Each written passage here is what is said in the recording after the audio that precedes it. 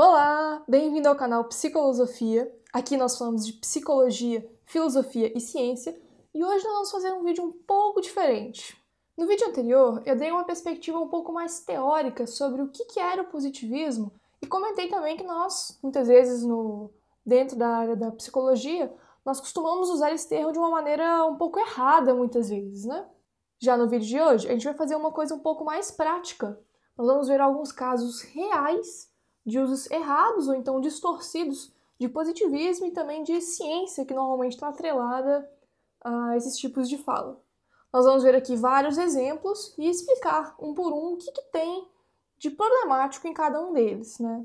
Como são vários artigos, eu não vou gastar o tempo destrinchando o artigo por inteiro. Tem outras coisas ali que talvez fossem interessantes de falar, mas eu vou focar mais aqui no que diz respeito ao positivismo e também à ciência. Se você não viu o vídeo anterior, eu vou tentar deixar um card aparecendo aqui em algum lugar aqui em cima para você ver. Eu sugiro você dar uma olhada, até para você entender um pouco o contexto aqui do que a gente está falando. Mas, de toda maneira, bora lá para a análise de hoje. O primeiro artigo, ele chama Psicologia Fenomenológica, uma aproximação teórica humanista. Quando eles vão falar do positivismo, eles dizem o seguinte: de um lado, a ciência positivista, baseada em fatos, mensurações e verificações. E de outro lado, a filosofia. Esse trecho é interessante porque ele ajuda a nos mostrar o que não é o positivismo. Esse erro é um erro muito comum, que é chamar a ciência de positivista. Mas isso não faz sentido, porque ser positivista não se aplica à ciência. Independente se você está falando do positivismo lógico ou do positivismo de Augusto Comte, esses dois são movimentos filosóficos. Eles podem falar sobre a ciência, querer descrever o fenômeno científico, mas eles não são a ciência. O positivismo lógico, ele tentou defender que tudo aquilo que for de domínio metafísico não faz sentido, e o positivismo de Comte tentou fazer previsões sobre como as sociedades iriam se comportar e também tentou fazer uma classificação das ciências. Mas eles não são a ciência pensando numa perspectiva geral.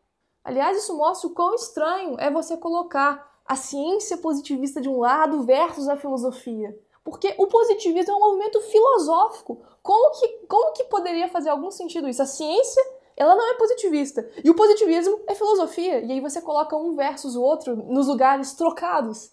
Né? Não procede. O segundo artigo, ele chama Atuação do psicólogo no contexto escolar em uma perspectiva crítica. Já direto no resumo, eles escrevem o seguinte: são feitas críticas quanto à atuação da psicologia com base positivista e psicométrica que utiliza testes para medir as dificuldades vividas pelos seres humanos. Esse é um exemplo de caso que as pessoas não explicam exatamente o que elas estão falando. Qual o positivismo que essa pessoa está querendo dizer? Nem no texto eles explicam também, não. Eles provavelmente não podem estar falando de Comte, porque Comte não considerou a psicologia como ciência, então não pode existir uma psicologia positivista de Augusto Comte. Então só nos sobra talvez o positivismo lógico. Além disso também, qual que é o problema de a gente ter uma ferramenta que mede alguma coisa relacionada a sentimentos ou comportamentos humanos ou então algum outro tipo de construto?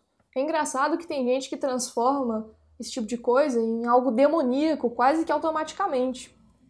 Mas na realidade esse tipo de ferramenta tem por objetivo ajudar as pessoas. Os testes, eles te dão informações que muitas vezes seriam muito difíceis de você conseguir de outra maneira. Com esse tipo de informação, você pode ter muito mais recursos para decidir que tipo de intervenção que seria adequada. E vamos supor que eles te levem, né, na direção de um diagnóstico, que seja. Esse tipo de informação, ela te ajuda a ter mais recursos para escolher também uma intervenção mais adequada para aquela pessoa. Será que esse pessoal acha que é melhor a gente ficar no escuro, né? Não vão investigar não, porque isso é categorizar as pessoas, então não pode, né? Será que eles estão achando então que é melhor o psicólogo ter cada vez menos informações para poder tomar essas decisões? Meio que parece, né? Mas enfim, vamos ver o resto.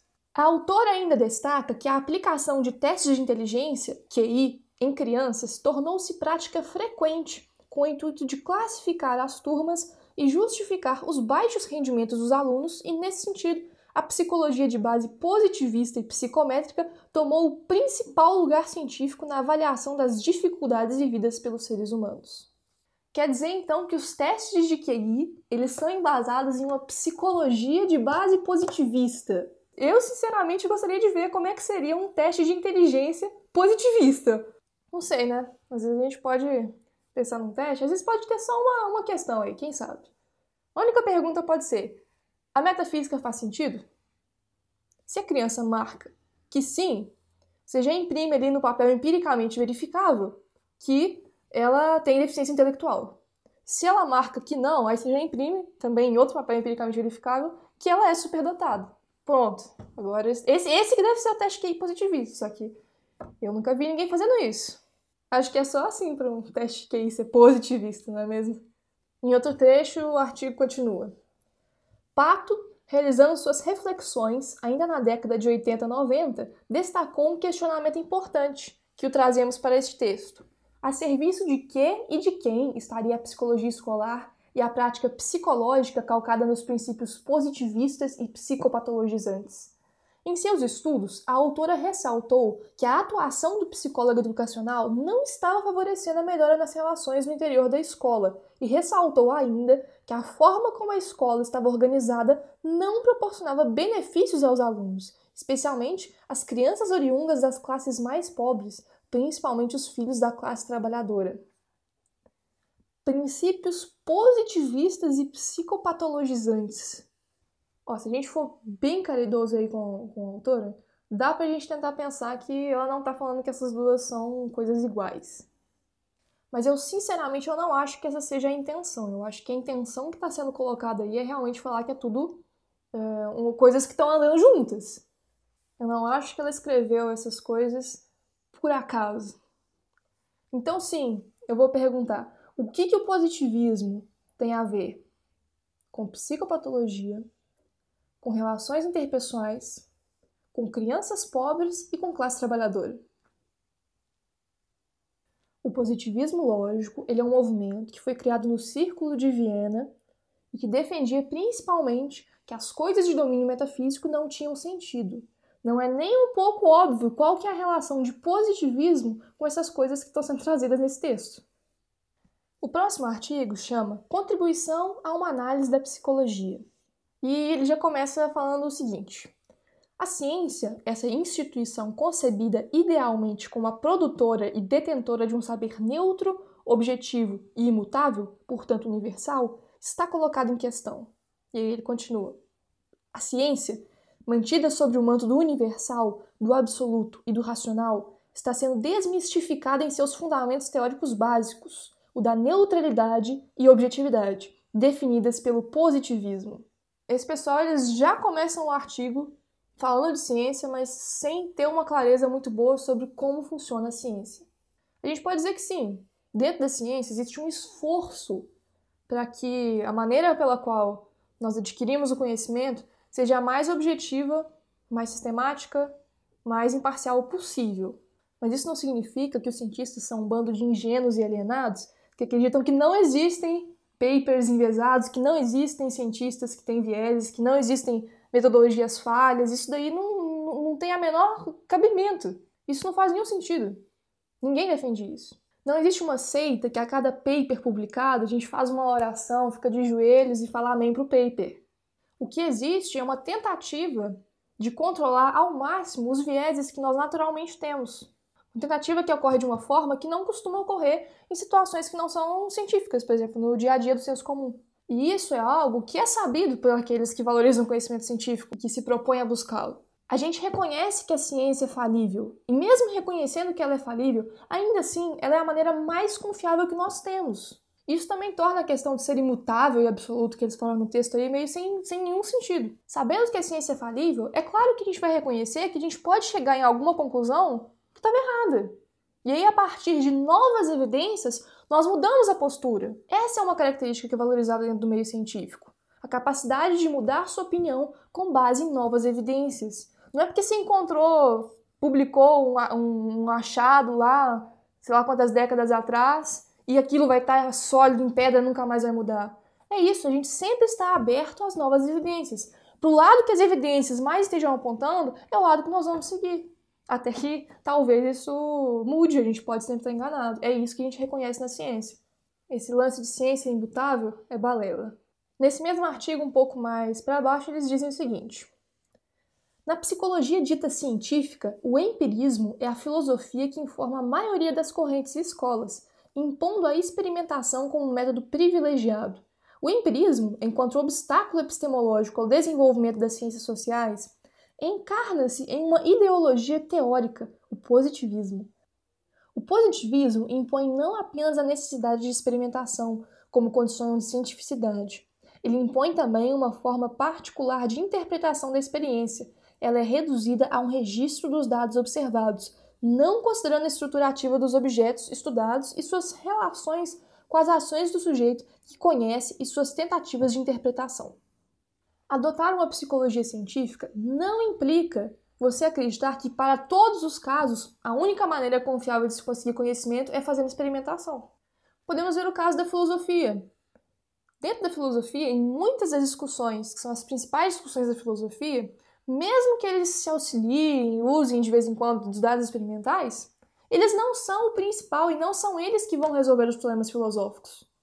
E isso não tira a confiança que nós podemos ter nos conhecimentos que a gente obtém com a filosofia. Mas a psicologia não funciona assim. As principais questões da psicologia não podem ser resolvidas sem busca por uma observação empírica. Nós, psicólogos, não temos uma cartola de mágico que a gente pode enfiar a mão e tirar, uma verdade aqui sobre o ser humano aqui. A gente não consegue fazer isso. Não tem como a gente tirar as coisas da cabeça e descobrir, simplesmente. Nós precisamos observar no mundo, fazer observações empíricas de como as pessoas funcionam para que a gente possa, de fato, construir um conhecimento confiável. E se nós não adotarmos uma metodologia mais sistemática para fazer isso, nós vamos ter condições ínfimas de estar controlando os vieses que podem estar afetando essa nossa busca pelo conhecimento. Os vieses, eles naturalmente vão acontecer com metodologias ruins, sejam vieses que são originados da nossa própria cognição, né, vieses cognitivos, quanto vieses de pura metodologia, de amostragens ruins, de falta de controle, enfim. No mesmo artigo também eles continuam. No positivismo, para que a cientificidade e validade dos dados objetivos não sejam prejudicadas, a neutralidade do pesquisador deve ser garantida, o que significa que ele, no processo de construção do conhecimento, em interação com seu objeto de estudo, não poderá ter seus valores interferindo na análise dos dados que estiver coletando. Porém, o que há são cientistas que estão inseridos em uma realidade histórica, pertencentes a uma classe social, comprometidos politicamente com alguma visão da sociedade e, enquanto indivíduos, com sua subjetividade. A neutralidade científica já não é possível, pois declarar-se neutro já implica assumir uma visão ou uma posição dentro do processo de conhecimento científico. No final, eles também estão inseridos em uma realidade histórica, cultural, social, seja o que for. E se esse é o argumento dele, a gente pode perguntar, então, como que vocês sabem que essa posição que vocês estão defendendo, seja ela anti-ciência, anti o que for, que ela está certa? Como é que vocês não sabem que ela é apenas mais um produto do seu meio histórico, cultural e social? Eles não podem fazer essa crítica a um terceiro sem cair também na própria crítica. É quase um beco sem saída, você não consegue traçar conclusões sobre nada se você parte desse pressuposto. Pressuposto esse de que a gente não consegue ter discussões significativas apenas porque estamos inseridos num contexto histórico-cultural. Mas enfim, a ciência ela não precisa que o cientista tenha uma posição de não posicionamento. É bom que o cientista tenha a sua posição. O importante é que essa posição seja apoiada por boas evidências. Se ele tem boas evidências daquilo que ele está falando, não tem problema ele defender a posição dele, inclusive de uma maneira energética, seja o que for. Ele vai ter os seus valores e os seus posicionamentos. O importante é ele estar pronto para, se eventualmente ele se deparar com evidências melhores do que aquelas que ele tem hoje, ele seja pronto para abandonar essa posição que ele tinha. E também, claro, ter um cuidado na hora que ele vai coletar os dados, né, que ele vai analisar essas evidências, para elas não ficarem contaminadas, porque isso ocorre. Esse pessoal tenta pintar uma ideia de um cientista completamente inocente e ingênuo. Na verdade, é que o cientista ele tenta ter o máximo de cuidado possível, mas ele não vai falar que o negócio é infalível. É basicamente isso. Não é porque algo está escrito científico que é isento de qualquer problema. Ao estudar o comportamento, a psicologia positivista reduz o homem a um objeto como outro qualquer, despojado de qualquer atividade, funcionando como uma máquina de reação ao meio externo oposto a ele. A psicologia positivista desloca o homem para um meio abstrato, descontextualiza-o do meio histórico e social, fragmenta-o em compartimentos isolados, ocupados por qualidades psíquicas próprias ao homem, como percepções, pensamentos, vontades, sentimentos, etc. Dentro da psicologia, não há consideração do aspecto histórico na compreensão de comportamento humano. Seus procedimentos tradicionais de pesquisa e suas formas quantitativas de análise nos fornecem dados exploratórios para o caminhar das investigações, mas não podem ser dados conclusivos sobre o comportamento, pois fornecem o empírico e não o concreto. O concreto, ponto de partida e de chegada da investigação, vai muito além de impressões empíricas ou representações de fenômenos. Ele é uma síntese de múltiplas determinações, inclusive determinações sociais e históricas. Existem muitos espantalhos só nesse parágrafo. Eles falam que a psicologia científica vai tratar o ser humano como um outro objeto qualquer, ou seja, a psicologia científica vai falar que o homem é igual a uma pedra, ser humano é ser humano e pedra é pedra. Hein? E também dá pra perguntar em que mundo que eles acham que a psicologia científica não leva em consideração aspectos históricos e sociais. Uma coisa dessa não existe. Se você quer buscar entender por que um comportamento se mantém, você precisa buscar entender a história de reforçamento desse comportamento. Se você quer fazer uma pesquisa em psicologia, você precisa considerar as características de sua amostra, inclusive as características sociais. Inclusive, diversas pesquisas são pesquisas que fazem uma análise histórica. Será que determinados tipos de acontecimentos no passado de um sujeito afetam algum comportamento, alguma psicopatologia no futuro? Será que sujeitos que a gente observa hoje, que têm uma determinada característica de personalidade, será que daqui a 10 anos eles vão ter um resultado de vida diferente daqueles que têm uma característica que não seja similar a deles?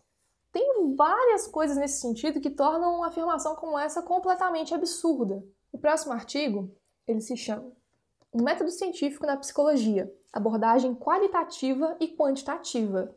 De acordo com Biasoli Alves, na psicologia, por razões históricas e ligadas ao seu reconhecimento como ciência, as questões de método tornaram-se prioritárias. Dessa forma, ela adotou os métodos das ciências naturais e o paradigma positivista, em que os estudos só tinham validade se seguissem as exigências metodológicas, objetividade, definições sistemáticas, controle e manipulação de variáveis, análises estatísticas, busca de leis gerais.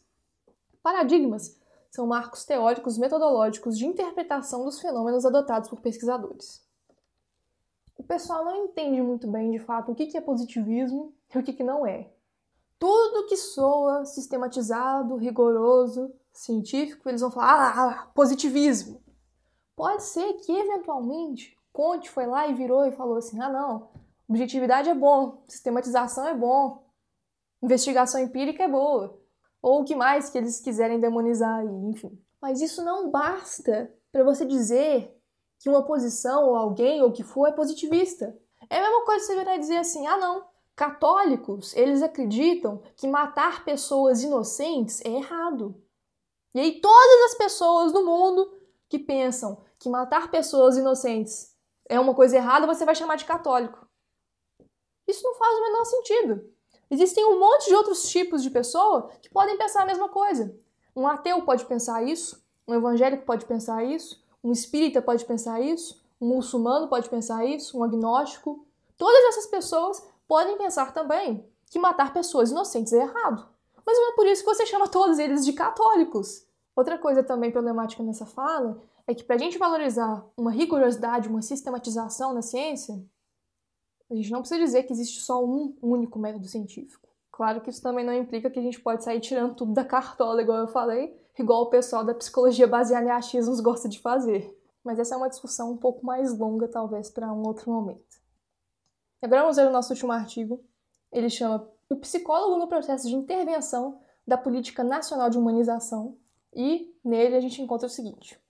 Retomar a história da psicologia como ciência e como profissão nos remete às suas alianças com a visão cartesiana e positivista, o que ainda influencia a atuação profissional na área da saúde.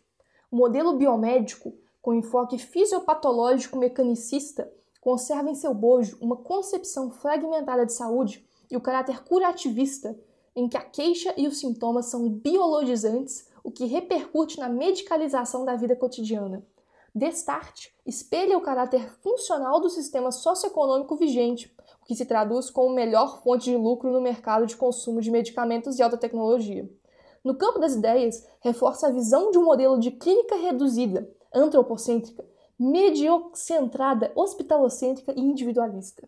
Positivista, cartesiano, biomédico, fisiopatológico, mecanicista, fragmentado, curativista, biologizante, capitalista, reducionista, antropocêntrico, mediocentrado, hospitalocêntrico e individualista. Esse aqui é um exemplo perfeito para a gente fechar o nosso vídeo, o nosso conjunto de exemplos, para mostrar o que esse negócio de positivismo se tornou nas mãos de alguns aqui no Brasil. Ele se desconectou completamente do seu significado original e virou só mais um xingamento em uma lista enorme de xingamentos igualmente distorcidos para poder desvalorizar o trabalho de quem realmente quer fazer ciência aqui no Brasil, de quem quer fazer psicologia séria, de verdade. Quem quer ser rigoroso, quem quer ter cuidado com o que acredita, quem está consciente de que possui vieses e faz um esforço para tentar evitar que isso contamine suas visões e sua prática, quem se preocupa em ser responsável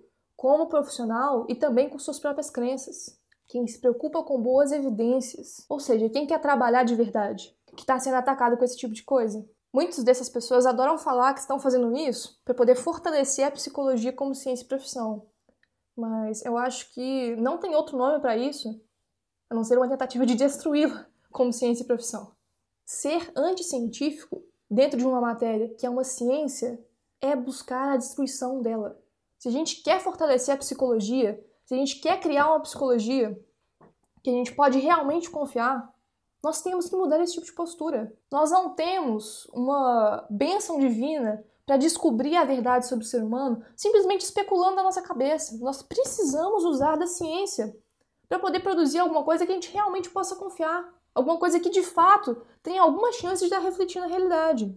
A gente precisa da ciência. Então, o que nós aprendemos aqui? Nós vamos fazer um resumo. A ciência positivista dentro da psicologia é um grande bicho papão, perseguidor de criancinhas pobres da classe trabalhadora, imutável e absoluto, empoderado pela medicina biologizante, capitalista, medidor das dificuldades humanas e fragmentador de pessoas. Mentira. Na verdade, o positivismo ele é só mais um espantalho de uma posição imaginária que não existe, que se inspirou em uma versão adulterada de uma posição filosófica que não existe mais há décadas, que é usada para quê? Para desmerecer o trabalho de quem quer fazer ciência dentro da psicologia. É isso. Se você gostou, deixa o like aí embaixo. Se você gosta de psicologia, de filosofia e de ciência, não esquece de se inscrever para você não perder nenhum vídeo. Agradeço muito aí a audiência. A gente se vê no próximo vídeo. Até mais!